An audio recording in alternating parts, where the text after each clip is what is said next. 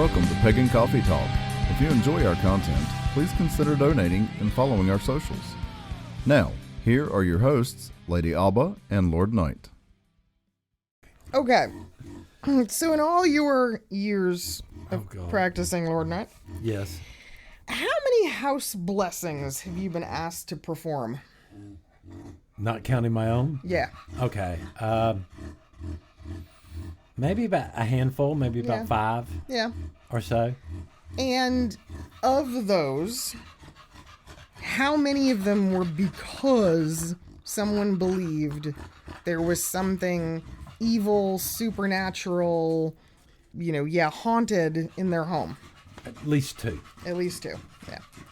And of those 2, were either of them correct in that assumption that there was something happening? I'm going to go out on a limb and say there was one that was an actual haunting, but it wasn't like a bad. It was more like a mischievous child. Nothing actual harmful. Yeah, nothing to be overly concerned about. But, the knocks in the attics and stuff like that, and an old farmhouse sort of unravels more modern day people. Yeah. So I do think it's interesting that we typically teach our first degrees know how to do a house blessing. Right. It's a relatively basic practice. And it's very common for us to house bless our own homes at least once a year. Right. Right? And no, not with sage, god damn it. But, we're not smudging. But anyway, but often when people seek out witches, it's because they think there's something terrible in their home and they want us to get rid of it. Yeah. Now, in many instances, we are equipped for this. Right. But what I find is more often than not, these people, upon some questioning, some investigation, they don't need what they think they need. Their house is... No, they either need a plumber or an electrician or some... To be quite honest. They need to stop watching so many goddamn ghost stories. Right. Because it seems to me that a lot of people want to believe that their house is haunted. They want to believe that someone died on their property. They want to believe that something has gotten through the veil that should not be there. I think the problem is you have the Aaron Brockovich phenomena here. Okay, explain. Aaron Brockovich. Okay. All right. This is a very unknown woman who just happens to stumbled into this best job ever, bonuses and all this lawsuit stuff. Right. Well, she found something out. Her story is pretty fascinating. But the point here is the reason there's a story about her is it doesn't really happen that often. The reason we have ghost stories is because they are rare. Right. That's why we find them fascinating. Yeah, I mean the Catholic Church even. I mean they go through hundreds of thousands of reports and of cases of things, and the percentage of actual exorcisms that they perform is very, very, very tiny. Most of them are simply debunked. Right. And the church goes, no, that's not what that is. They have investigators. They have people who actually do that. But I find it interesting how so many people want something to be there, but then claim that they don't want it to be there and want to seek us out to get rid of it. Do you know what I mean? Right. They want it to happen so bad that in a small percentage of cases, they invite it in. Right. I've seen that. Yes. I've seen that firsthand, where you've got an entire family, a whole household that is so obsessed with this that they literally invite it in. Right. Yeah, might as well just roll out the red carpet. Well, I mean, these are like the YouTube videos you see every so often where some idiot takes a Ouija board out to the middle of a cemetery. Yeah. And then bitches for 2 weeks later about something following them home. Yeah. What do you think was going to happen? Right. And so I think it's really kind of that do we have to take that same approach of like, do we need to really investigate what's happening, determine if it's haunted, determine if it's paranormal phenomena, or do we just go in and do a house blessing and try to alleviate the fears of these people? I hate to be this way. The majority of the times it's more the latter. Yeah. It really is. I mean, because again, with the way I know how to do house blessings and how things work, I don't need to do no research. No. If I find something in a house I don't like, it's removed then, worry about later. I mean, that's the irony, you know? I feel like most of the time it's a very like, and I hate to use this analogy, but I am a child of the 80s. It's like the Ghostbusters. You trap it. Right. You trap it, and you either have two choices. You remove it, you take it somewhere else where it can literally do no harm or very little, or you keep it. And then it's part of your collection. In some cases, you can send them on their way. Yes. But if it's a genuine haunting, they don't want to go. What? They don't want to leave. They're having fun.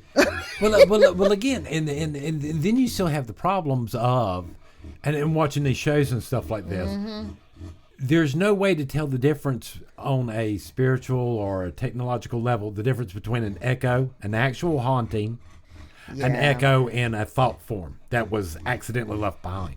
Well, so let's explain an echo, because I don't know how many people know what an echo is, but echoes to me are the most common form of quote-unquote haunting. The best example I found of them are the schools, where the older schools from the 50s and where they've converted them into housing. Yes. And now they hear, every so often they'll hear the bells and the kids laughing in the hallways. Yeah, but we also hear echoes exist where you've typically got someone who was hanged.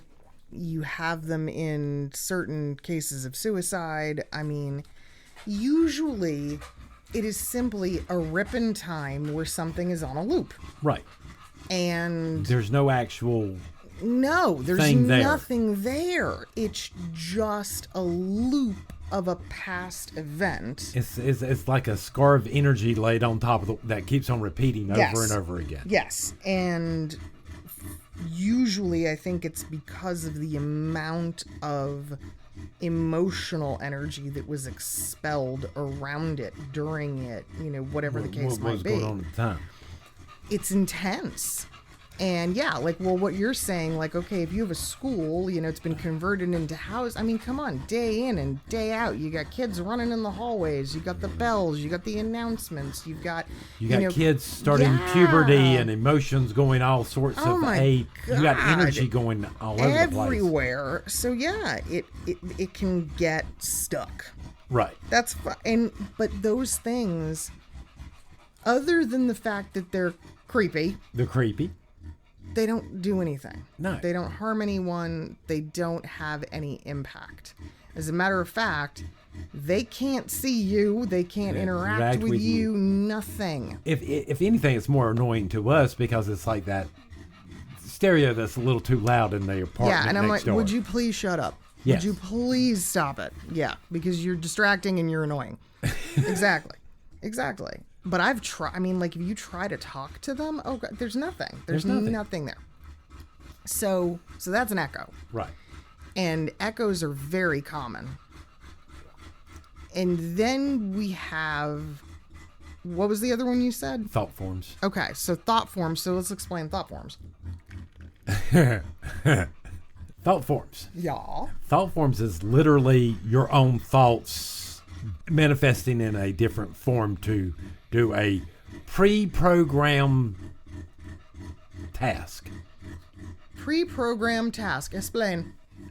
Guard said facility. Guard this area. Protect these people. So, but it's intentional. But it's intentional. Okay.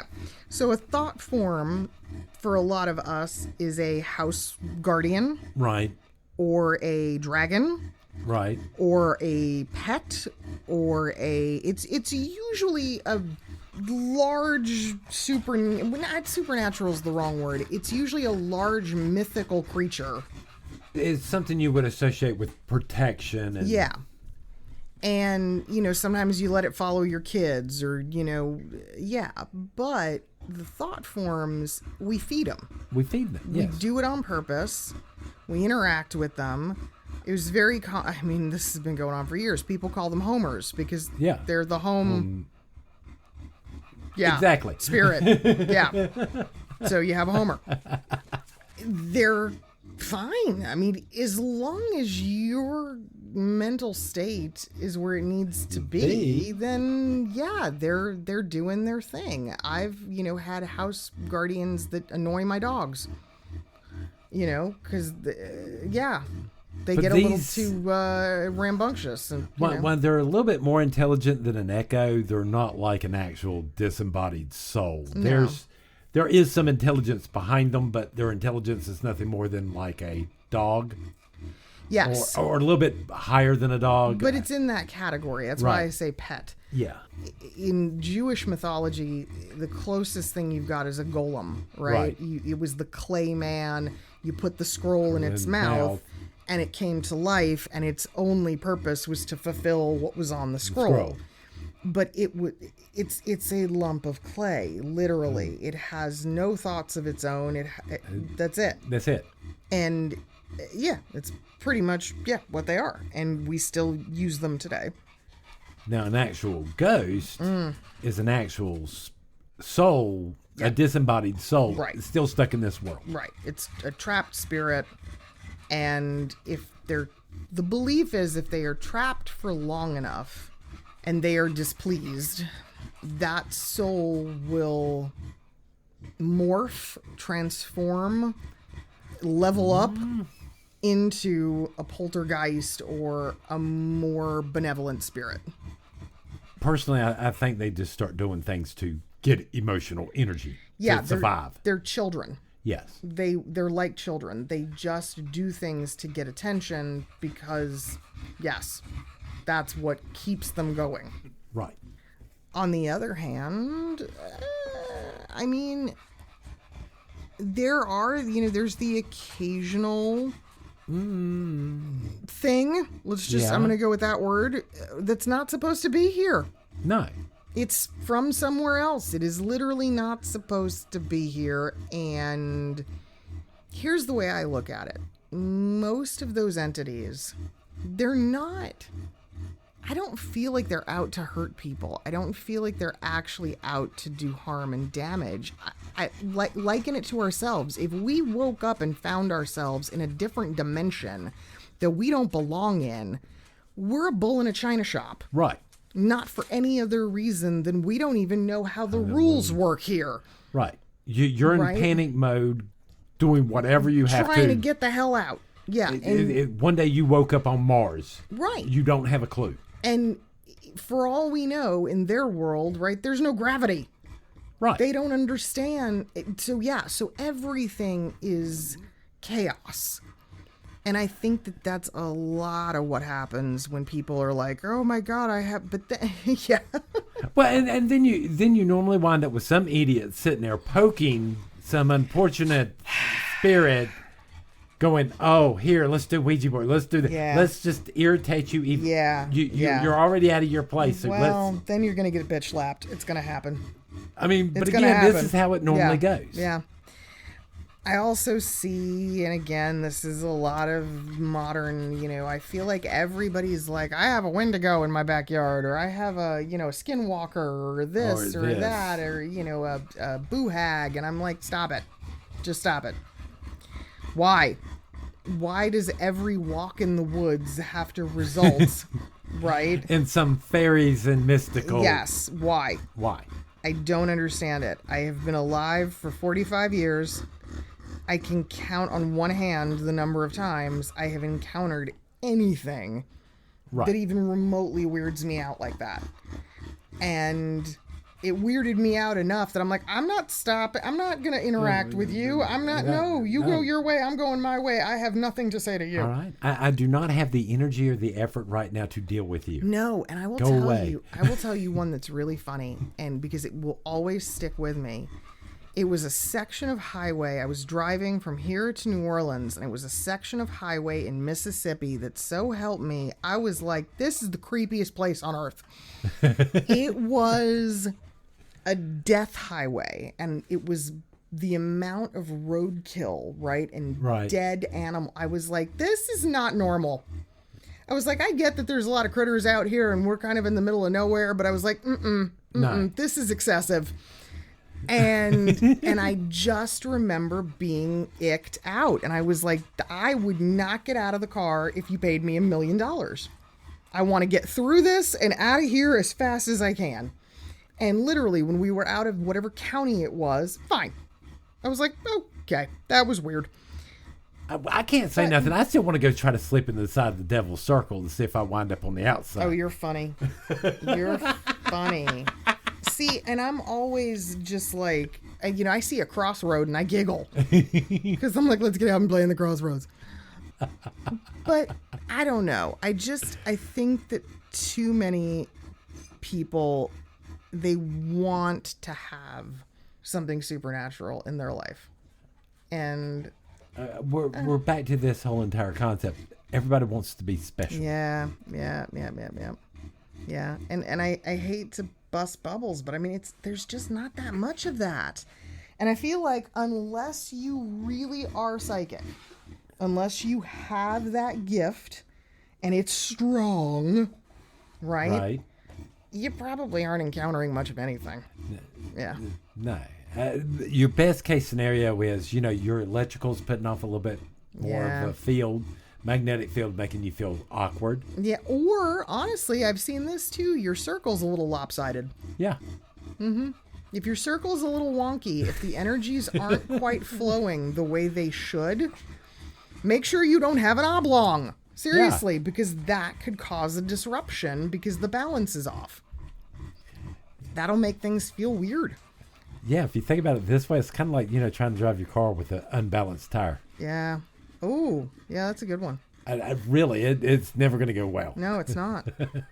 I will say electrical, though, is the big culprit most of the time. Yeah. But I've seen it. I've seen it in my own house where I have a list written down of all of the electrical oddities that have taken place at my house over the years of having the church there. Right.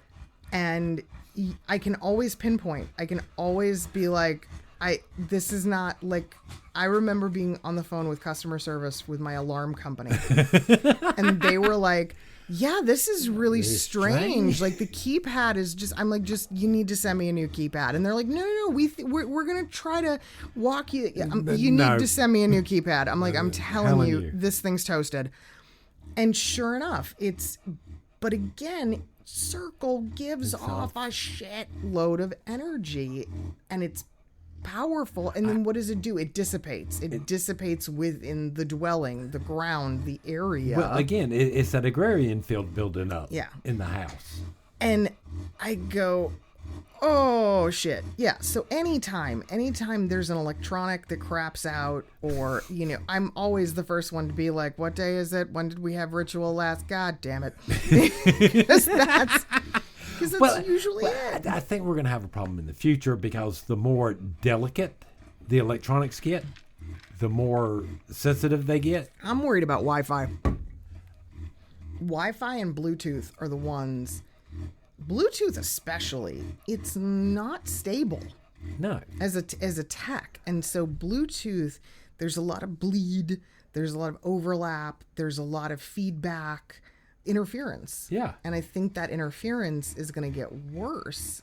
And it's going to make some things challenging because it will suppress some of our efforts. I think as technology gets to the point where we have to use more delicate voltages and stuff like that, the more sensitive this stuff's going to become to magic and other influences.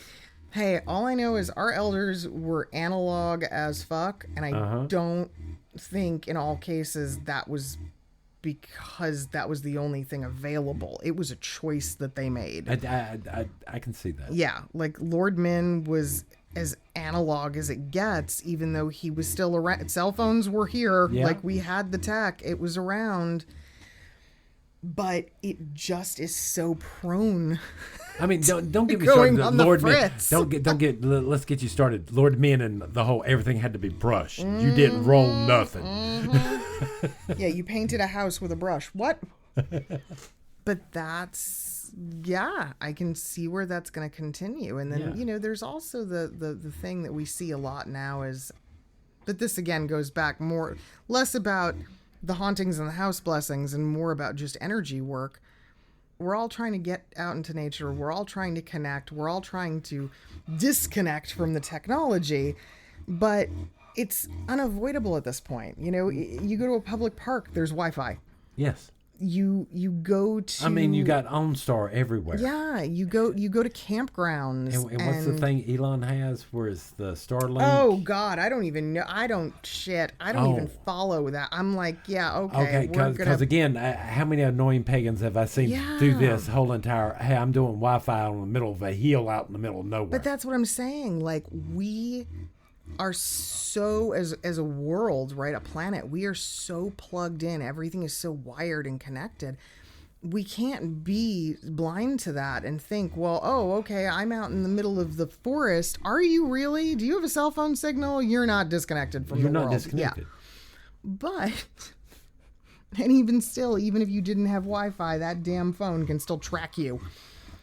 The power lines. I remember distinctly the time that you and I were at a gather and we were like, are they? Yes. And I was like, it's the only clearing. Circle was being cast under power lines. Yeah, under high tension power lines. I was like, oh my God. There's wild. Wild. I was like, this could be really, really bad. And I mean, look, I get it, right? It was what they had available. It was what it was, and sometimes you got to deal. I'm sure that somebody kicked themselves in the ass on that afterward, or when they realized it. It gotta be, you know. But yeah, those are the sorts of things we need to pay attention to. It's interesting. So yeah, I always kind of make that distinction though of is it really? But shows like what was that, Ghost Hunters and stuff. Oh God, they're everywhere. I think they actually went a long ways to start helping some of this stuff by showing common day problems that people thought were hauntings. Yes, but if you go onto YouTube, holy crap, there are amateur ghost hunters and ghost hunting channel everywhere. And everyone has a witch on demand, you know, that walks in and just starts spouting all kinds of things about what they're feeling and what's there. And I'm like, oh boy. I don't know. I just don't think there's that many damn haunted places. I just don't. I think they're rare. I think they're more rare than we... Alcatraz. Right. Alcatraz scared the shit out of me. I went and I did one of the tours and you could actually go into the prison. I was fine on the island. When we went into the cell block, I was like, I need to leave. That was like, you know, one of the few things that gave me the absolute heebies. But, you know, I go into abandoned buildings and I'm like, nothing. Just, yeah, whatever. It's just abandoned. That's a raccoon. Making babies in the corner. Yeah. I still want to go to the hotel from The Shining. Oh, yeah. It's a resort now. Yeah. Yeah, you can go anytime you like. So, yeah, I think there's a little too much attention being put on the paranormal aspect of house blessing. But on the other end of the coin, do a damn house blessing. It's great. It's great. I think it's just don't use sage. Stop with the sage. Have you explained this, the sage? Have you explained this? I'm not sure if we have. All right, well, just in case, and for anybody who hasn't heard previous episodes, so sage is an insulator. And when you use it in a space that has already been cleansed, it magnifies the energies that are present. So years ago, a Native American friend of mine who's now passed, she had 2 different types of smudge. She had sweetgrass and she had sage. The sweetgrass was what you smudged with to clear. Right. And to eliminate. Yep. Right. And to drive things out of the house. And then you went back through with the sage to retain. Yeah. To build a barrier. Yeah. When smudging was going mainstream for whatever, like when that started to blow up, I remember her and I sitting down and having a conversation, and I was like, they're using sage. They're smudging. Yeah. They're running around. People are running, chanting, praying, doing whatever. And she just shook her head. She was like, "Oh, wow." There was she couldn't understand why. I mean, again, people were smudging themselves with sage before going in a ritual space. Yeah. I'm like, okay. Yeah. You just put on a wetsuit to get into the shower. Yeah. It's a very odd thing. And again, it became... Look, I can't believe how many times I feel like I'm saying this now, but it became gentrified in a sense. Yeah. A practice that was absolutely aboriginal in nature and in its origin has been picked up by every other culture and all the and I kind of laugh because I'm like, people talk about cultural appropriation. I'm like, hello. Y'all didn't even follow the instructions correctly. Yeah, it's absolutely appropriation to just go, I'm going to take this sage and put it in a shell bowl and then use a feather to hello. That is a Native American practice. And yes, you need to say hello, Butler. Yeah. he barked at me when I said hello. So know what you're doing when you're doing that kind of stuff. You can house bless with candles. You can house bless with regular incense. You do not need anything fancy to house bless, and you certainly do not need sage. But it is a nice idea to, just clean it out. It's like a spring cleaning. That's when most of us do it. Coming up, the biggest thing is open a window or a door, start there, and end there. That's it. Drive it all out. This is not a complicated procedure. No, not at all. Not at all. And there's, I'm sure, a multitude of different, house blessings online, but realistically, you don't need a chant. You don't need a lot of words. I know people that just say the Hail Mary and walk around the house. It's fine. You could do music. You could not. You can have everyone in the house participate or not. But you can do it yourself. Yeah. You don't need a witch. You don't need reinforcements to do it. In fact, I think if it's your house, you should be the one to do it. Why are you going to bring somebody else in to clean your garbage? You know, that's an interesting way of putting it, but you're right. A house blessing, to me, that's what you're doing. You're cleaning up. You're clearing out. I mean, because the majority of times I've done it, I don't know about you, but the majority of the time I always try to get the homeowner involved. Yes, I feel like you have to in that situation because, again, to me, it's like if my kitchen's dirty, I'm not calling somebody else. Like, I'm going to clean my kitchen. So it's your baggage. It's your filth. You take it out. You need to do it. I'm just here to help you along the way. Yeah, we might be there to just kind of, I don't know, assist, I guess. Yeah, it's kind of silly. But yeah, anyway. More coffee? Yeah. All right. Thanks for listening. Join us next week for another episode. Pagan Coffee Talk is brought to you by Life Temple and Seminary. Please visit us at lifetempleseminary.org for more information, as well as links to our social media: Facebook, Discord, Twitter, YouTube, and Reddit. We travel down this trodden path, a maze of stone and mire, Just hold my hand as we pass by a sea of blazing pyres. And so it is the end of our days, so walk with me till morning breaks. And so it is the end of our days, so walk with me